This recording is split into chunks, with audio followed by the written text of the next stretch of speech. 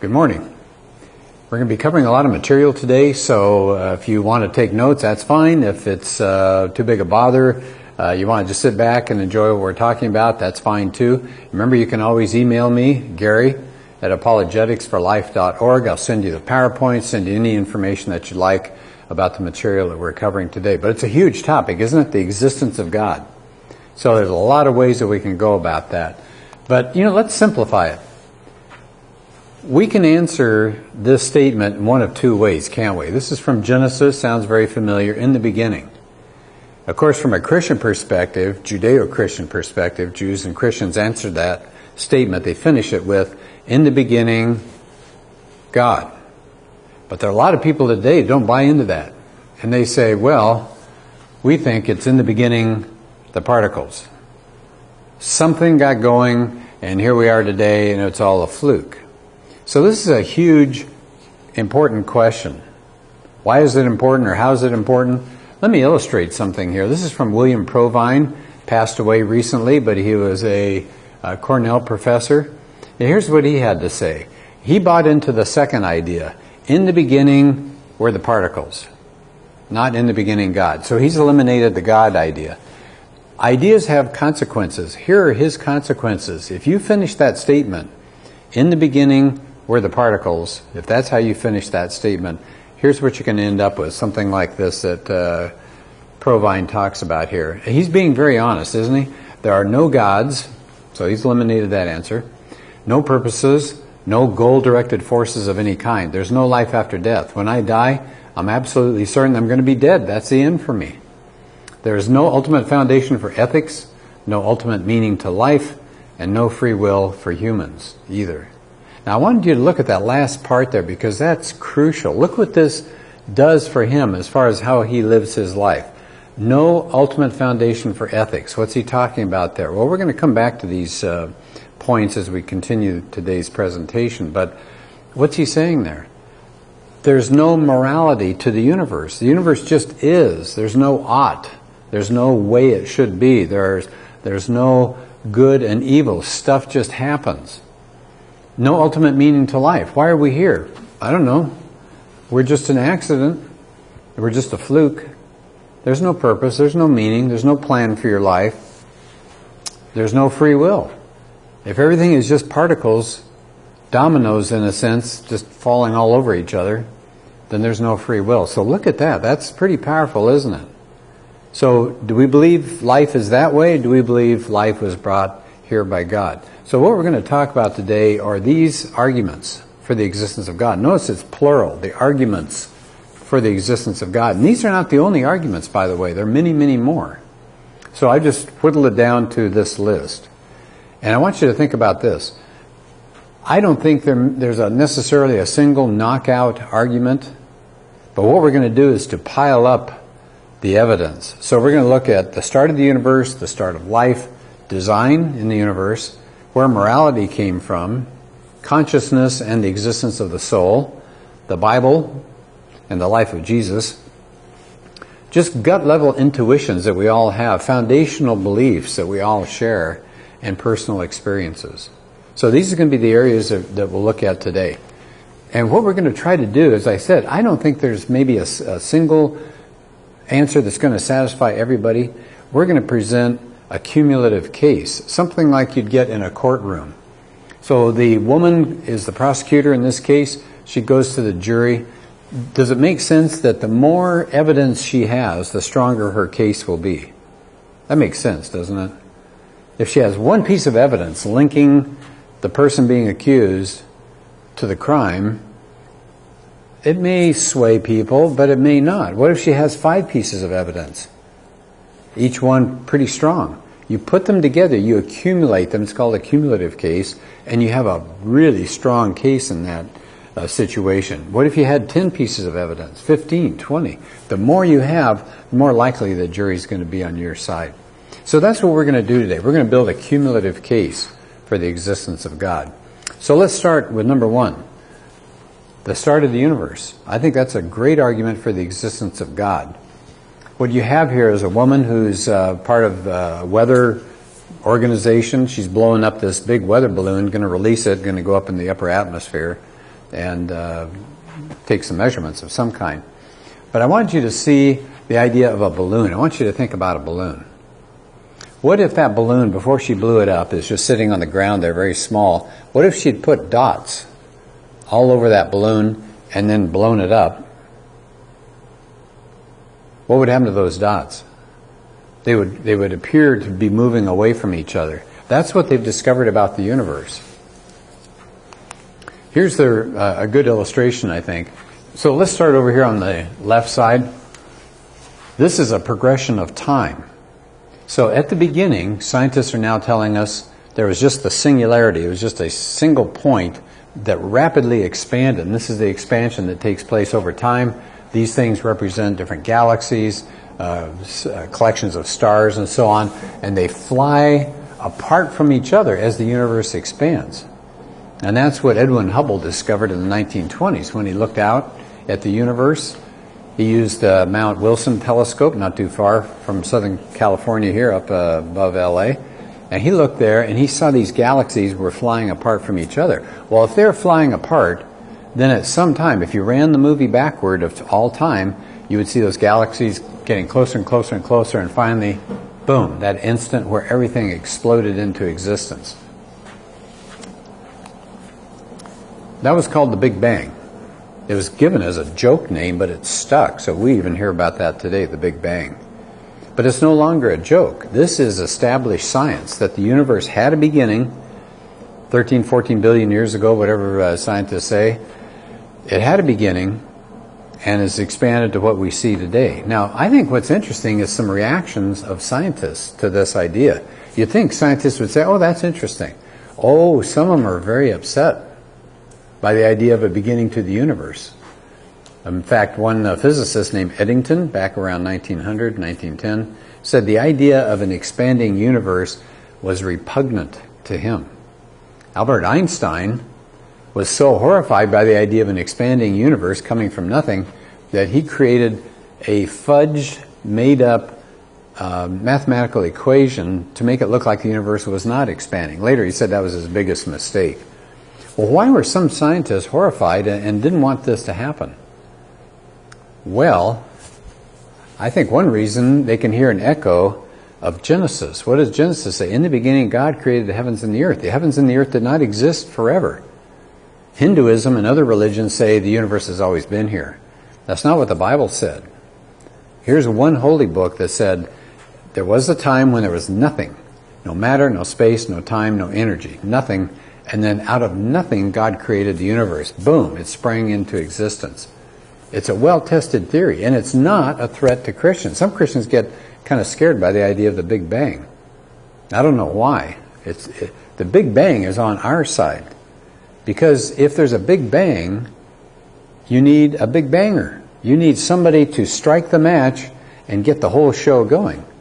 Because one more time, let's go back to it. The Big Bang says there was absolutely nothing at one time, and then the entire universe exploded into existence. The whole universe, everything, not just some things. Matter, space, time, energy, it all came about at a particular point. How do you get something from nothing? A great answer is that God is the beginner of the universe. So it's not a threat to Christians at all. Let's go to number 2. So there's one argument for the existence of God, that the beginning of the universe required some supernatural, meaning beyond the natural, or some supernatural cause. And we think that best illustrates the existence of God. Well, what about argument number 2? So now you got the universe going. Well, what about the start of life itself? These are close-ups of cells inside your body. At one time, scientists looked at these cells, and they looked pretty simple. In most cases, it was just a glob of protoplasm and some kind of simple-looking nucleus in the center that would reproduce, and that's about all it would do. And scientists said, well, shoot, that doesn't look that complicated. But you know what they've discovered? It's way more complicated than they anticipated. One of the first attempts to recreate the start of life was done by 2 men called Miller and Urey back in the 50s. And they thought, this is going to be a breeze. We can do this. And what they did was they set up what they consider to be the primitive ocean of the earth. And so they had a flask with some material in there. They heated that flask, made kind of like an atmosphere, made it go up as a cloud, and then they zapped it with electricity up here. Why did they do that? Because they wanted to reproduce as closely as they could, reproduce what it was like on the early Earth when there was nothing but gases floating around, the early Earth's oceans, and the condensing clouds up there, and then lightning strikes would cause these chemicals to bond together and form some kind of amino acids. And amino acids are the building blocks of life. They make proteins and you're on your way. You got life. So here's what happened. They zapped the atmosphere up there, collected in a condensing column, collected down here some kind of tarry looking stuff. And when they got it under a microscope and tested it, they were elated. They had amino acids. Life was good. It looked like you didn't need God. You could get life started. Well, you ask people today about the Miller-Urey experiment. Those two people and everybody involved with it, and everybody who studied it says it didn't work. Yes, they got some amino acids, but they got the original atmosphere wrong. That's not what the early Earth's atmosphere was. And secondly, the stuff that they collected down here would never have turned into life. The amino acids weren't the right setup to create life. So scientists are back to step one again. They don't know how life got started. I just want to tell you that what I like to do is use as many quotes from non-Christians as I can. Why? Because I think that's going to give more credibility to what we're talking about. If we have nothing but Christians talking here today and quotes from Christians, you're probably going to say, well, okay, sure, they have a vested interest. They're on our side to start with. So let's do this. Let's have a lot of quotes from non-Christians to hear what they're saying in these different areas. So, Francis Crick, not a Christian at all, co-discoverer of that DNA double helix. He said, every time I write a paper on the origins of life, I swear I'll never write another one because there's too much speculation running after too few facts. He got very frustrated.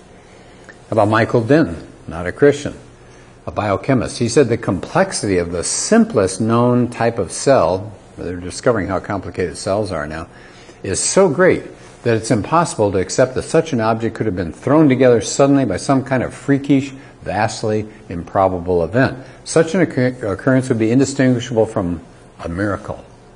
So what's he saying? You can't get life started short of a miracle. Well, that's what we say as Christians. It took a miracle of God to create this kind of start to life. For the last 50 years or so, scientists have been using radio telescopes to listen in to the galaxies out there because they're so sure that they can get life started and that life starts so easily that there must be hundreds, if not thousands, of civilizations out there who are all chattering back and forth or sending messages out, and we should be able to listen to these messages with these huge radio telescopes. They're just nothing but big ears, and they're collecting incoming messages, they hope. Well, they've done this for 50 years. What have they found? Nothing. Now, that doesn't mean that they won't, but I'm just saying up till now, that optimism that was there 50 years ago has diluted and dissipated quite a bit. Francis Crick and some others are suggesting, well, wait a minute, maybe life got started because aliens came by and seeded our world with life forms and then went off someplace else. Now, I don't know about you, but that strikes me as real desperation. Are you really coming to that point? You're going to say aliens did it? Others say maybe a large asteroid that had life in it crashed into Earth. It's called panspermia. Maybe that's how life got here. It came via an asteroid. But of course, either the aliens or the asteroid, if they had life, where'd that life come from? How'd that life occur? But you see, the problem is they can't get life started. So they can't figure out how to get the universe started, and they're having a difficult time figuring out how they get life started. Let's try a third area. So now we've talked about the beginning of the universe, We've talked about the beginning of life, and that these two things are extremely difficult. In fact, at this point, impossible to figure out how it could happen without a supernatural miracle bringing these things into being. Well, what about number 3? Another area that people are scratching their heads about, the design or fine-tuning, whatever you want to call it, that goes on. Now, what do I mean by fine-tuning around us? Well, let me give you some examples. Let's just take our Earth. There have to be so many parameters exactly right for us to get Earth. And I just listed a few. They're finding more and more every year. But look at this. Our sun, for our Earth to have life, the sun has to be a certain distance from the big galaxy that we're in. We have to have the right kind of sun. It has to have a certain color. We have to have the right kind of solar wind, the particles that are coming off the sun. The Earth, of course, has to be the right distance. You get much closer to the sun and you're in Venus, and it's awful. It's like 900 degrees. You get further out and you got Mars. It's dried out. It's too cold. The axial tilt, the Earth has to be tilted just a certain way. If it's tilted too much, no life. If it's not tilted at all as it spins around, no life. So it has to be precisely tilted. The rotation period, how long it takes for it to turn around. If it turns faster, we got a problem. No life. If it turns slower, no life. The magnetic field that's around the Earth has to be the right kind. No life if we don't have it exactly right. The kind of crust that's around the Earth has to be exactly right. The ratio of oxygen to nitrogen in the atmosphere has to be precise. Otherwise, you don't get any life. The kind of seismic activity, the volcanoes that we have. This list, you can go online and look these things up. Ask me and I'll send you a big list. It's huge, and it's growing all the time. That's called fine-tuning. It's as if you had all those dials. Remember I showed you, let me go back, I want to show you the dials. This is an American submarine, an old American submarine. Those dials all have to be exactly at the right spot, or they're not going to dive. They don't want to dive because that means there's a problem and they may not come up again. So I want you to think about more dials than are in this picture. A whole room full of dials. And that will represent the qualities the Earth has to have life. And they all have to be set at precisely the right indication there. But is it just the Earth that needs to be fine-tuned for life? No. The entire universe has to be fine-tuned. Let me give you some illustrations. Again, there are way more items than what I'm putting here on the board. The force of gravity, the expansion rate, how fast the universe expands. Let me just stop at that one because I think that's really interesting. If the universe expands faster than it is today, you wouldn't get galaxies and stars and things to accumulate. If it expanded too slowly, you don't get separation into galaxies and stars and planets, and you don't get life. The expansion rate of the universe has to be precise. I'm talking precise, not just sort of. It has to be exactly what it's doing to get life. And I won't even read these other things, but again, there are literally dozens and dozens of these that they're discovering that have to be precisely set up for us to have life today. You get to the point where it's just ridiculous to think that it could have happened by chance. It's just one example of fine-tuning, and we just don't have the time to do a lot more. But let me show you something called the bacterial flagellar motor. It's a fancy word, set of words. But what it means is there are some bacteria that have whip-like projections that come out of them, almost like a speedboat, and they spin around and it propels them through the water, or whatever medium that they're in. It gives them some movement. Well, these things, they didn't know anything about them 20 years ago, and it was only with the fancy high-power electron microscopes that they were able to actually see the structure and what's going on there. These things are amazing. Here's the whip out on the end, the filament. It's got a U-joint here that hooks the filament to a spinning here, a spinning rotor. It's got stators. It's got all these pieces that have to be in place. I don't even understand all of them. If you want to see more about it, look at Michael Behe's book. B-E-H-E is his last name, Behe. And he's got this book called Darwin's Black Box. And he illustrates and discusses this. You can go online too and see it in action. Just type in bacterial flagellar motor. And you'll see this thing spinning around. It can go 100,000 RPM in one direction, and then within a half a turn, it goes backwards. Try that with your Toyota or your Chevy. You can't do that in your car. Throw it in reverse while you're doing 60 miles an hour. Look at all those parts. Those parts all have to work and be there at the same time. It's super complicated. This is just on a small cellular level. And look at us. Look how complicated we are. That's design. That's engineering. That's far better than what Nissan or Honda can do these days. So that just gives you one illustration.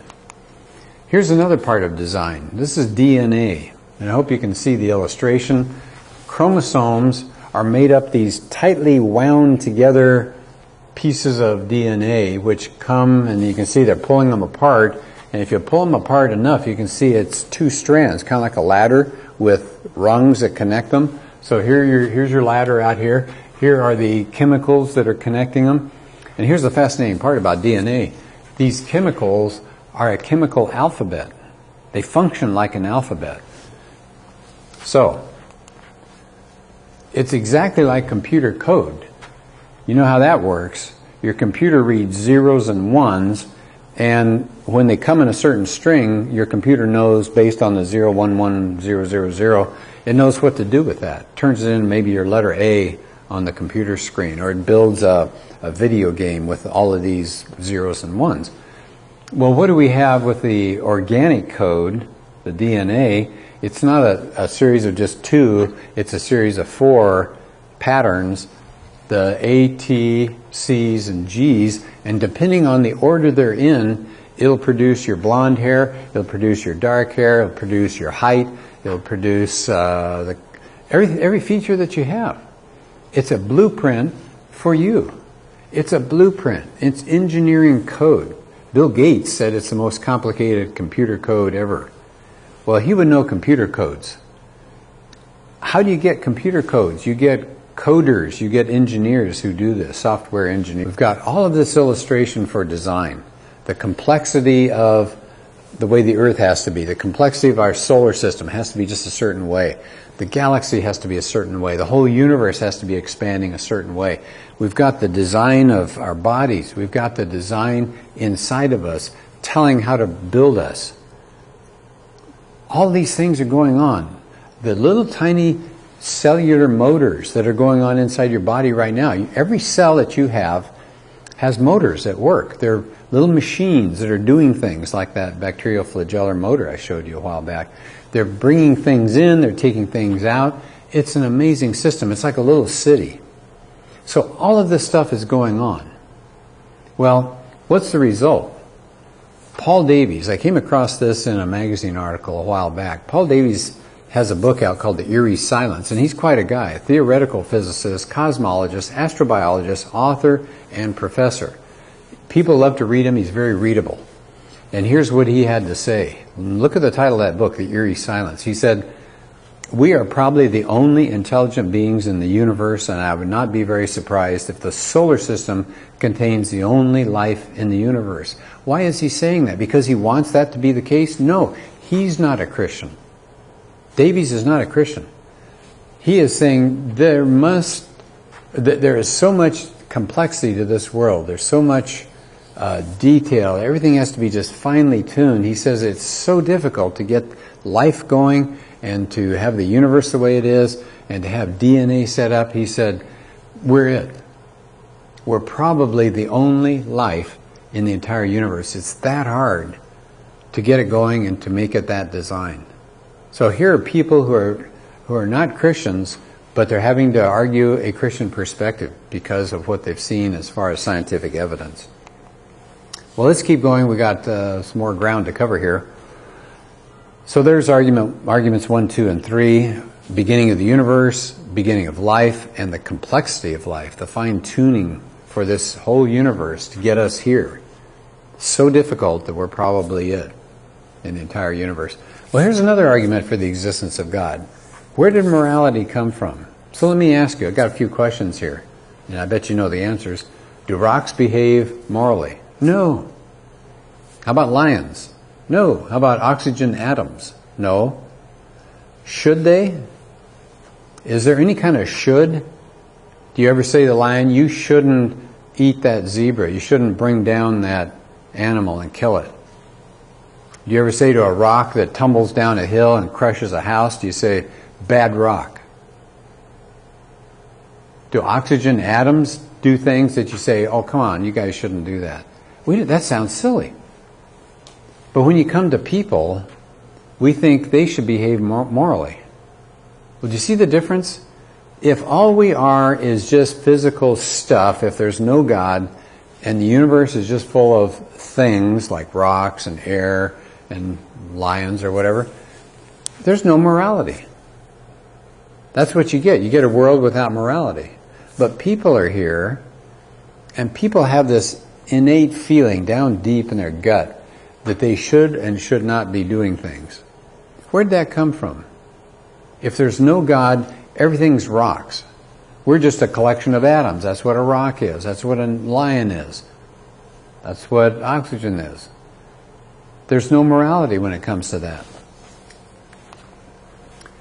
Where are we getting these oughts when it comes to people? People, we say, we hold them to a certain standard. You should do this or you shouldn't do that. Where's that coming from?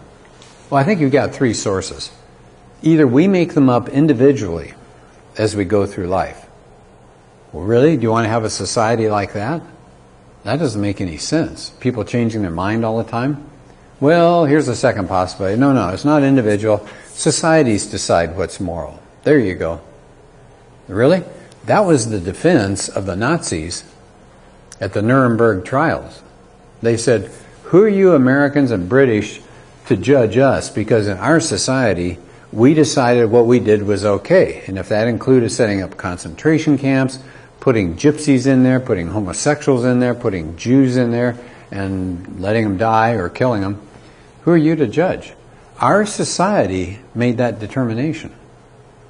Well, the judges at the Nuremberg trial said, oh, no.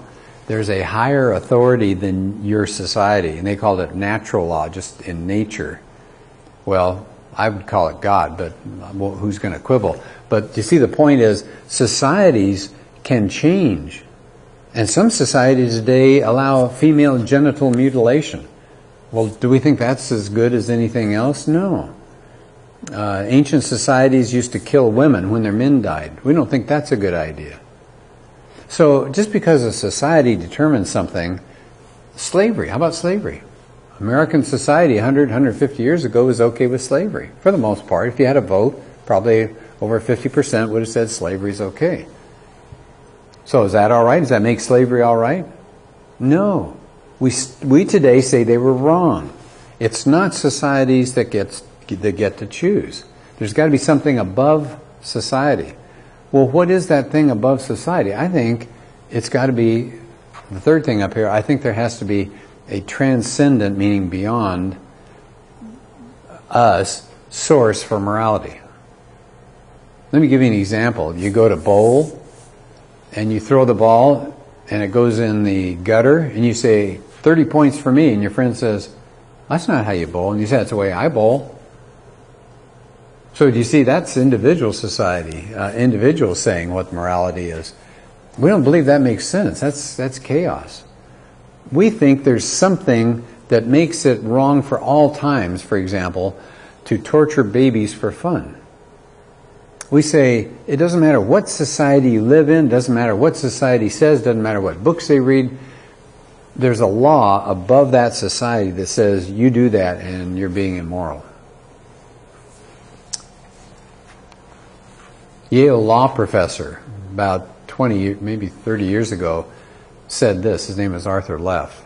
He said, and it's a long article, I'm just taking a little part of it here, but he says, if we determine, we as a society or we as individuals, if we're the determiners of what's moral and there's no God, and he doesn't think there is, if we're the determiners and there's no supernatural authority, here's what we get. He said, I want to believe in a transcendent set of propositions about right and wrong. He said, I wish there was a God that transcended us. I also want to believe in no such thing, but rather that we're wholly free. You see the argument there. If there's a God, and here we are down here, then we probably owe him something and we're responsible for our behavior. He said, I don't want that. I want to be totally free. Which I think is a huge argument for people that don't want to come to God. I think they don't want to bow their knee because they're afraid they're going to lose their freedom. That's another issue. We can talk about that someday. But that's what he's saying. I kind of wish there was a set of beliefs out here that what was right and what was wrong. On the other hand, I want to be free. I don't want to be tied down. And then he said, every system set up by people to determine right and wrong fails what he calls the grand says who. What does he mean by that? The grand says who. So let's say here in California, let's say the California Assembly meets and sets up morality. And somebody out in Borrego, out in the desert, doesn't want to abide by that. And they come to arrest him. And he says, who are you? You're just a bunch of people that came up with this stuff. Why should I listen to you? What's the big deal? Just because you got elected? That makes your morality better than my morality? I don't think so. So he's saying to them, says who? Who are you? Well, what if it's not California? What if we set up the United Nations?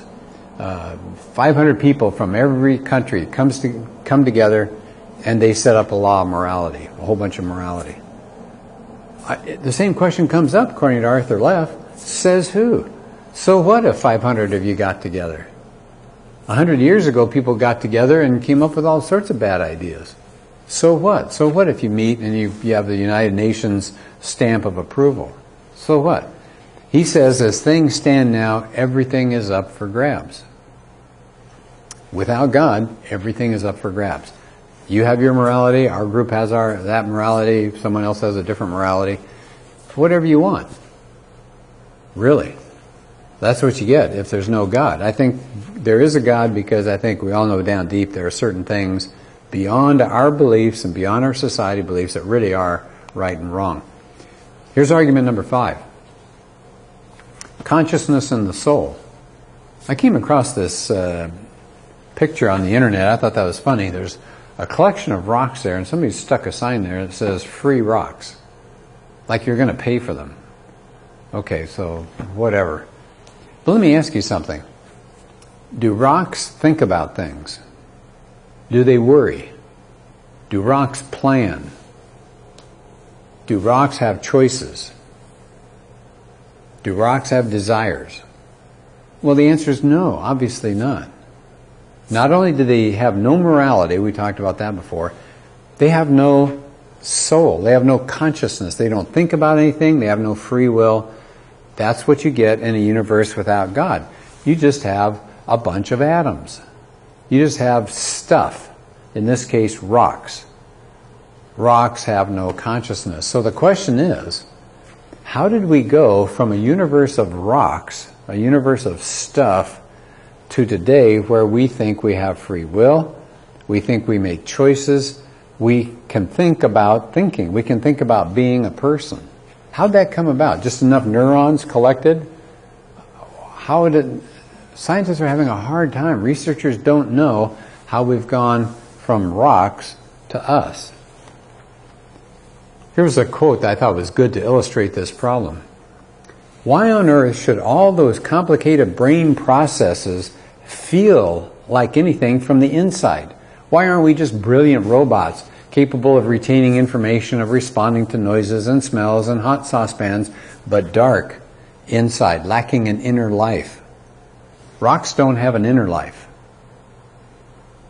How could a lump of moist tissue, he's talking about the brain, inside your skull give rise to something as mysterious as the experience of being that lump and the body to which it's attached?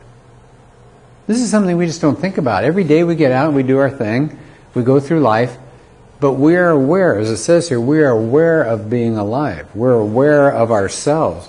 We experience ourselves. We're not robots. They're making robots that look pretty realistic these days.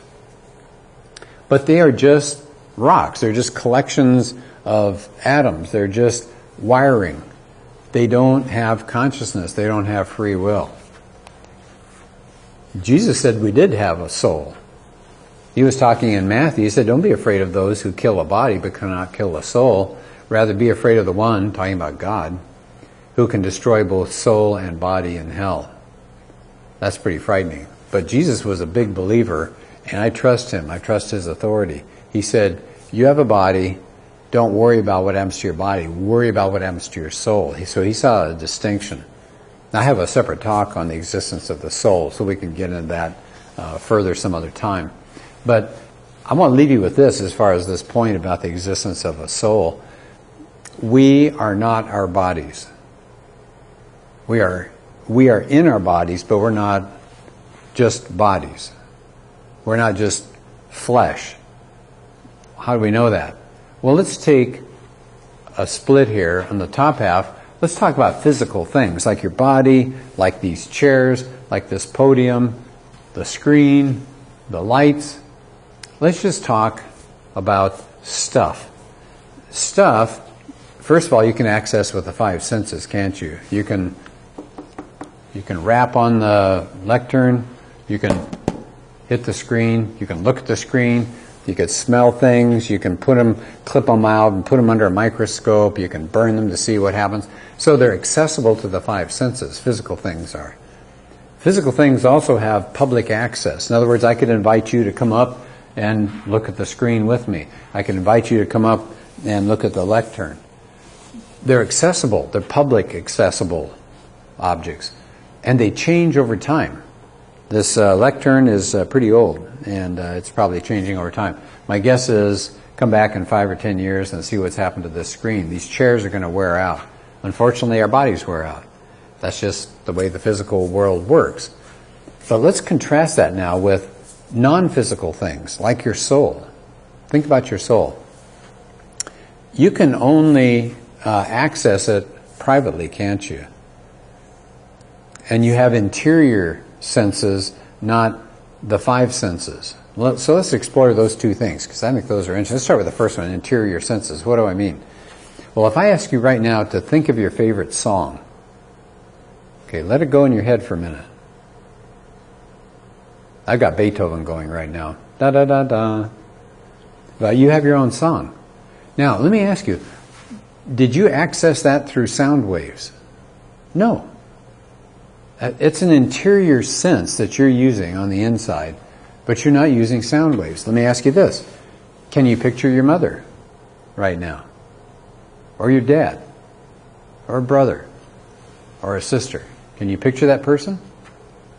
So here's the question. If they open your brain and take a look, is there any place where there's a picture of your mom or your brother or your dad? Or no. So what's going on there? That's not one of the five senses. How about sense of smell? Can you smell certain things in your head right now? So your soul is doing things different than your body would. Let's try the next one there, the private access. What do I mean by that? Well, we said everybody can access this physically. Can the public come up and access my mind, my soul? No, I have to tell you what I'm thinking about. I have to tell you what I'm worrying about. Now, can they hook up electrodes and see that something's going on the screen? If they give me something to smell, the pattern may jump funny. If they show me a movie, they may show another pattern. But what do they have to do? They have to say, okay, you're watching that movie. What emotions are going through you right now? If they put a smell under me and I go, they don't know what I'm talking about. They may say, he's obviously happy, but they have to ask me because they don't have public access to my soul. They have to say, what is it that you're going about? And I say, that's reminding me of a vacation I took when I was 10 years old. That's not public. That's different. And your soul doesn't change over time, does it? You're still you, just like you were 5 years ago or 10 years ago. So there's a whole talk I do on this. I'm just going to go past this now. But where did the soul come from? Consciousness. How about free will? Don't we think we have free will? Well, let's compare that. Does hydrogen have a choice when you let hydrogen out of a tank? It's going to either go up or go down, but it can't choose. How about water? Can water choose when it wants to freeze? Today I think I'll freeze at 40 degrees. No. It's set. It has no choice. How about the tide? Does it have a choice whether to come in or not? Totally out of its hands. They did an experiment, by the way, at UCLA with a neuroscientist, and he said he's absolutely sure that we have free will because of a bunch of studies that he's done. So people seem to have free will. Where does that come from in a universe of stuff? If the universe is just stuff, and it's always been stuff, and there's no God, how do you get free will? Well, a lot of scientists say free will is just an illusion. But come on. Think about that. Do you really believe you do not have free will? Are you a robot?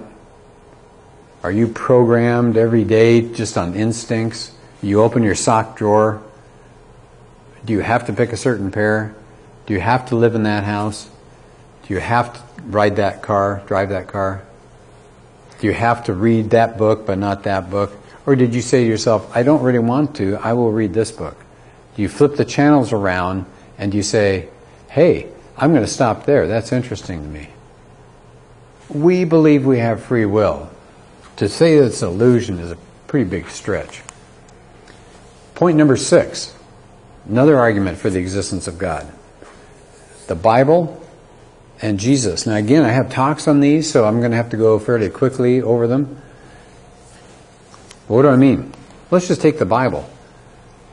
Here's a book that's old. It's been around thousands of years, but the accuracy of the Bible is unbelievable.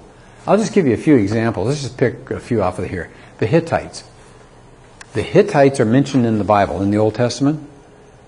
And scholars for a long time, historians said, oh, there's no such thing as the Hittites. The Bible got it wrong. Well, guess what they've uncovered? The Hittite Empire. It's where Turkey is today. Well, there went that theory. The town of Nazareth. Some people said there was no Nazareth in the time of Jesus. There's no first century Nazareth. The New Testament got it wrong. Well, guess what they've uncovered? First century Nazareth. Luke is a historian, unbelievably accurate. And the things he talked about, like the resurrection of Jesus, seem to be accurate as well. How about the Bible and science? Let me just take one thing that the Bible said, different than any other holy book, that'll really, I hope, open your eyes. The Bible in, I think it's 11 or 12 places, I just put 3 of them here, refer to the stretching out or the expansion of the universe. In Job, he alone, talking about God, stretches out or expands, that's the Hebrew word, expands the universe, the heavens. Psalm 104, he stretches out, same word, he expands the heavens like a tent. You have a tent that has small area and then you open it up and it has a large area. Isaiah 40 says he stretches out the heavens like a canopy. You ever gone to the beach? You had one of those canopy stands, you set it up and pull it apart. That's the idea. No other holy book ever said that the heavens were expanding. And we could do a lot of other things as far as science in the Bible. What about the unity of the Bible? What other book can you think of that had dozens of authors writing in different languages, writing in different places, and the authors were very different kinds of people, written over 2,000 years, written with different genres, just means the style of writing. You have stories, and you have poetry, and you have letters, all these things. And yet, the Bible is unified. It tells one long story. Now, how does that happen? You can't get unity like that. You put 3 authors and have them sit down and try to write a story, they're not going to agree. But here you have 40 authors over 2,000 years, and they create the same story. To me, that's a tremendous push or tremendous point for the Bible as an inspired book of God. The Bible has a lot of prophecies. Again, sorry, we just don't have the time to explore them all. Email me and I can send more information. But if you take a look at Daniel 2, take a look at Isaiah 44, Isaiah and Ezekiel talking about the return of the Jews, Ezekiel 44, 36, Jeremiah 49, they name not just general things like life will be hard, interesting people will come in your life, like the astrological forecasts that you get, astrology. they're specific. They tell you what's going to happen to the city of Tyre, for instance, if you look at Ezekiel 36. The Bible's prophecies are amazing.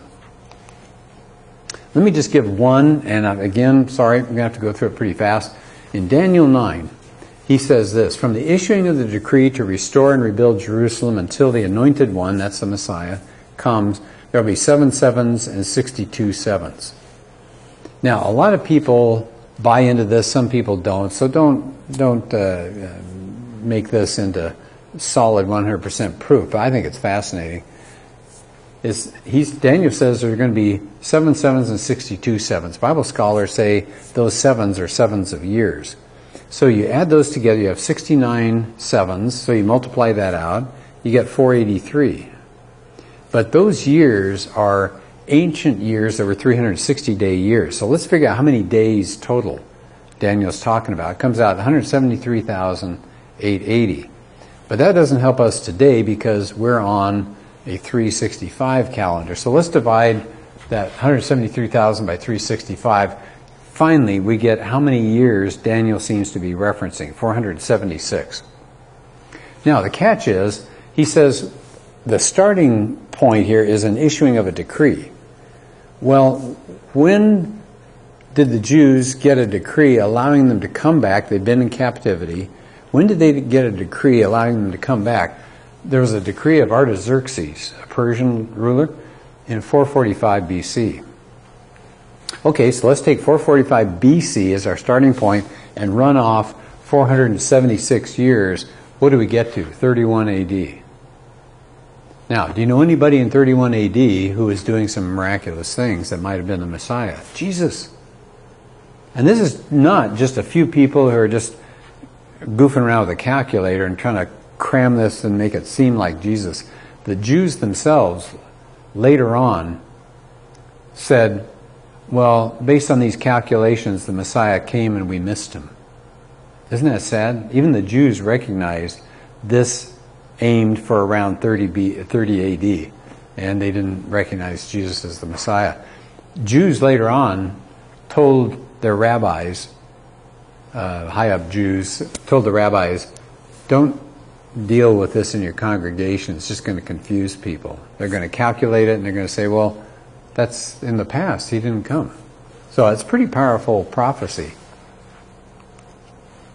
Isaiah 7:14 references the virgin being with child and bringing forth a child named Emmanuel, which is God with us. Psalm 22. Again, sorry, we're just moving along here quickly. Look at Psalm 22 one day when you have some time. That sounds exactly like the crucifixion of Jesus, but it was written around 1000 BC, and they weren't doing crucifixions then. There were no Romans around to do the crucifixions. The entire life of Jesus is one long miracle of God, especially the resurrection. Let me just run through this really quickly.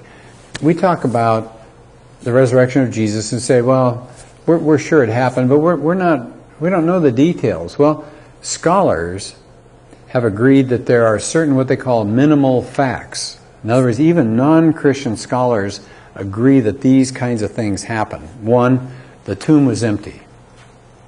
Now, they're not saying he was necessarily resurrected, but all scholars who are worth anything agree, yeah, we think the tomb was empty. The disciples believed that Jesus rose and appeared to them. Again, many scholars don't think he really did rise, but they said, yeah, we think the disciples believed that he appeared to them. They died for their beliefs. Paul and James, who were opponents of Christianity, converted. Christianity started right in the city where Jesus died. The earliest documents we have, that'd be some of Paul's letters and some of the New Testament Gospels, they reference the resurrection. And there were tremendous changes among the early Christians. They got rid of the Jewish rituals, just dumped their entire heritage and went to new rituals, baptism and communion. If you put all these things together, it's hard to come up with any other possible conclusion except the resurrection. How can you explain all of these things? I do a talk on the resurrection, so I'll look at that sometime with you and we'll talk about that. So there are 6 reasons to believe in the existence of a God. One more, number 7. The gut level intuitions, the way we talk, just the foundational beliefs that people have had over the centuries. Look at Ecclesiastes. What does it say? God made everything beautiful in its time. He has set eternity in the hearts of people. God has given us a glimpse, an attitude, a set of deep gut level beliefs that there is something beyond us. Romans 1 says people have to suppress the truth because it says that what is known about God is plain. You look out in the universe, you look at the human body, you look at all these things we've been talking about, it all yells out a creator, a sustainer, somebody who came in love in the form of Jesus and died and rose again. All these things are there. But people suppress them. Look at our Declaration of Independence.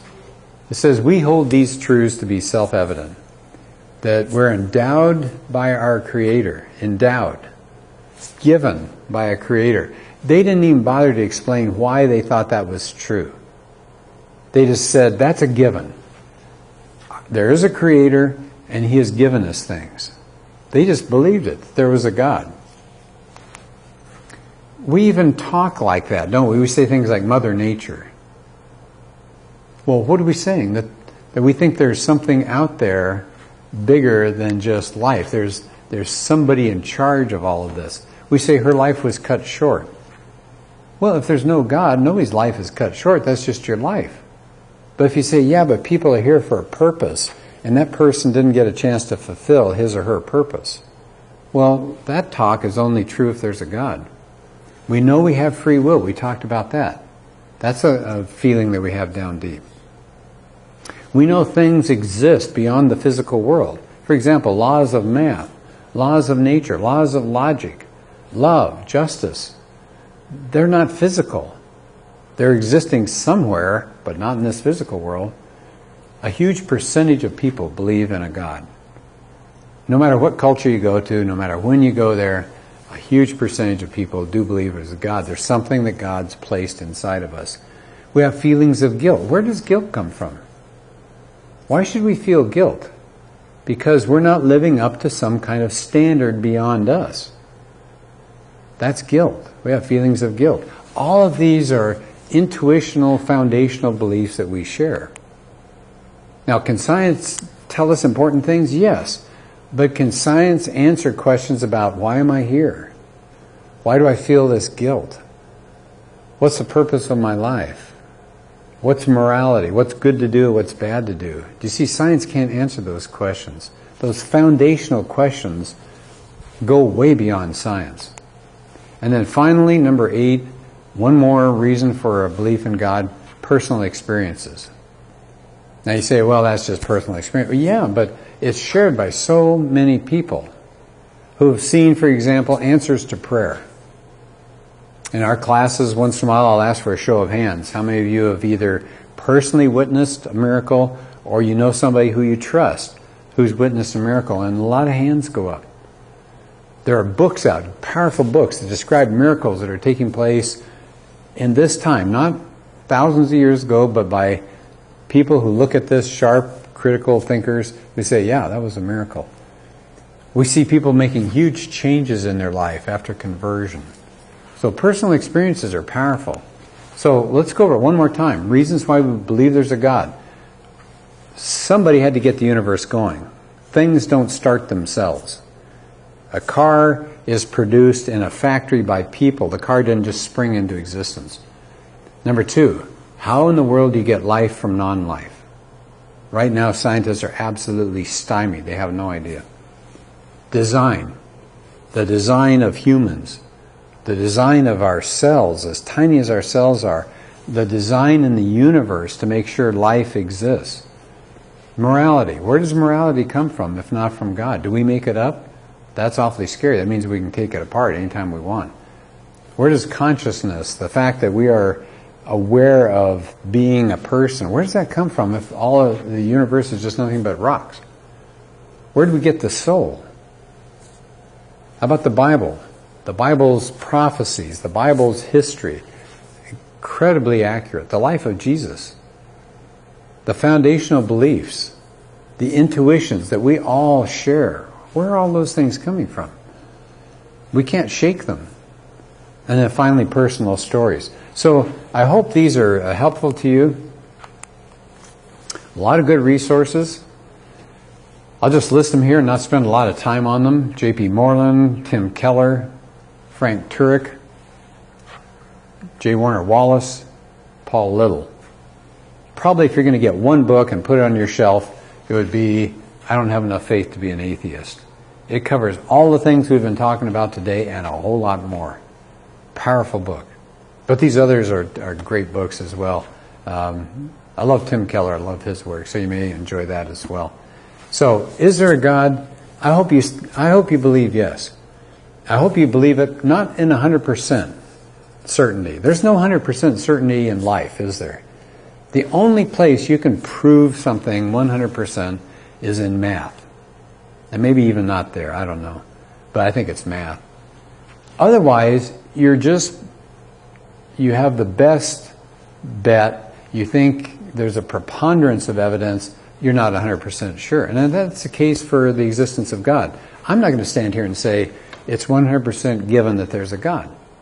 I think, though, by looking at these various reasons as we stack them up, we've got a lot of good reasons to believe that there is a God.